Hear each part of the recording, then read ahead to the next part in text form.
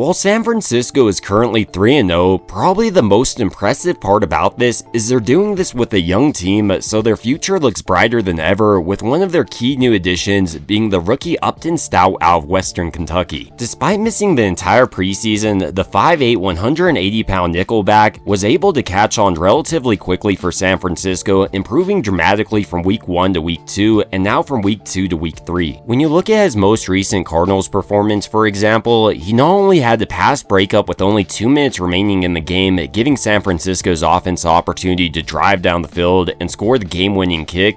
Throughout the game, he was great coming up and making tackles from zone coverage, leading many to believe he could end up being San Francisco's next dominant defensive back. So in this video, I wanted to dive a little bit more deeply into him as a player by examining his most recent Cardinals film, as well as Stout's season up to this point, so we can fully understand if San Francisco has found their next elite nickelback. Initially, to start out, we're going to be looking at his pass coverage because that's really where he impressed me in this most recent Cardinals game. Specifically in big-time moments, every single time I see Stout targeted, it seems like he rises to the occasion, showing he has ice running through his veins. Here, for instance, on 3rd and 9, with only 2 minutes left in the game, Stout is manned up on this wide receiver, and he's pulling out the most aggressive press man technique you can, pulling out a two-handed press technique, really trying to disrupt Zay Jones' route on this play. The downside of this technique though, if the wide receiver is able to get by you, like Zay Jones starts to right here on Upton Stout with all this congestion with Marquise Siegel over the middle,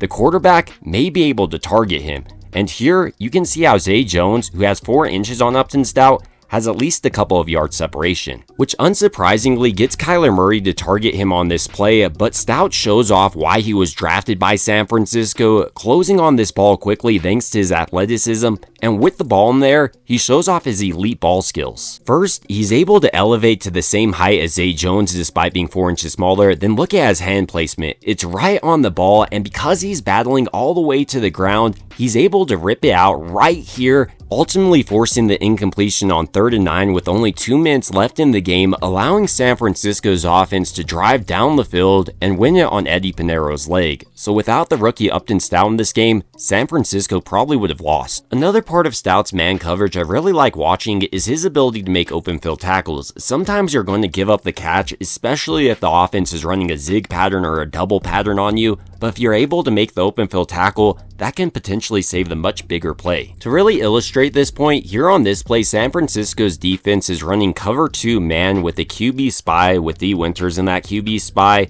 and on this play specifically, Stout's man is running a zig or whip pattern, which is probably one of the more difficult routes to defend because the wide receiver is taking your momentum to the outside and then whipping back across the middle of the field to really create separation. And on this play, I honestly think Stout does a pretty good job in his man coverage as he's staying over the top to eliminate the bigger play, which also allows D. Winters to jump this pattern, and with Winters missing this tackle, Stout cleans it up and stops a much bigger gain. In a similar way in his zone coverage, Stout did an excellent job of reading Kyler Murray's eyes and then coming up and making the open field tackle. Here on this play, for example, San Francisco's defense is running cover 3 with Stout responsible for the hook curl as well as the flats on this play. So first on this play, Stout starts to get to his deep zone, disrupting this wide receiver's route, and then reading Kyler Murray's eyes, he sees that he's going towards his check down option.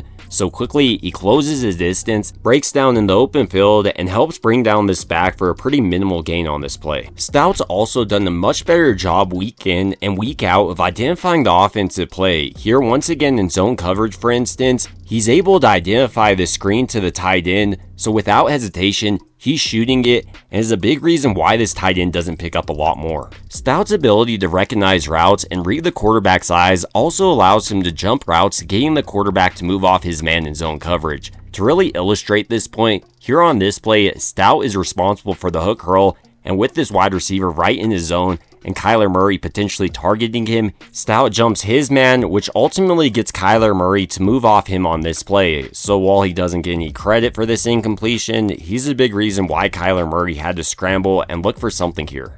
Throughout this game, Stout also did a pretty nice job of mitigating the weaknesses in his own coverage. On this play, for instance, he's responsible for the hook curl as well as flats. So first, he's reading the players right in front of him, but with Kyler Murray going deep, he has to adjust and make the tackle on this wide receiver once again in the open field.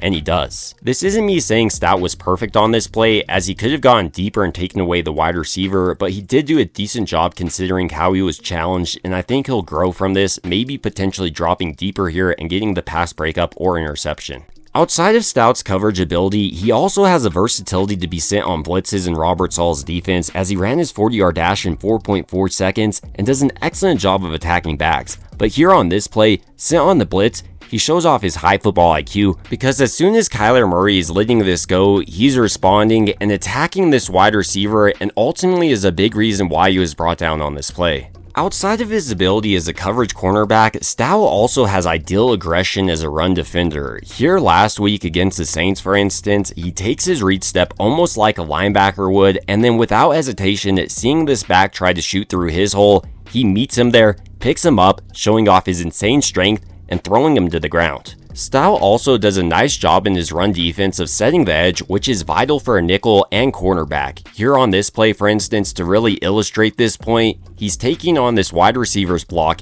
keeping one side open, so if Mykel Williams doesn't make this tackle, he's right there to clean it up. With all these positives to Upton Stout's game though, he is a third-round rookie out of Western Kentucky, so he definitely has some areas of concern, with one of the most notable in my opinion just being his size. Because he is a smaller cornerback, he is able to be driven down the field by bigger-bodied wide receivers or tight ends. Stout can also continue to improve with his route recognition, as sometimes he will fall on the double move like we saw during week 1, but overall so far throughout the season we have seen him refine this aspect of his game. On top of that, Stout needs to prove he can remain healthy for an entire NFL season, as he missed the entire preseason with a calf injury and left briefly last week with an injury against the Saints. Even with these concerns to Upton Stout's game though, if he is able to remain healthy, I think he has the potential to develop into a truly special nickelback for San Francisco's defense. Already this year, he's flashed on his tape in his ability to go up and attack the ball, break it up in big time moments, as well as come up in the running game and deliver some absolutely brutal blows despite being a smaller defensive back. And while we have seen some rookie mistakes, especially with him jumping routes, he has only steadily improved from week 1 to week 2 and now from week 2 to week 3.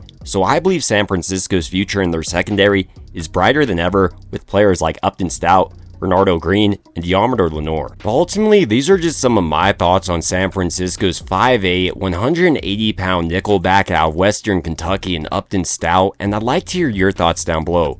Do you think he has the potential to develop into a truly dominant nickelback like I do, or do you think some factors like his height and overall weight will be too big to overcome at the NFL level and eventually he'll struggle? It would also mean a ton to me if you did enjoy this video. If you could go ahead and like and subscribe, it truly helps out the channel a ton. And as always, I hope you guys have a great rest of your day.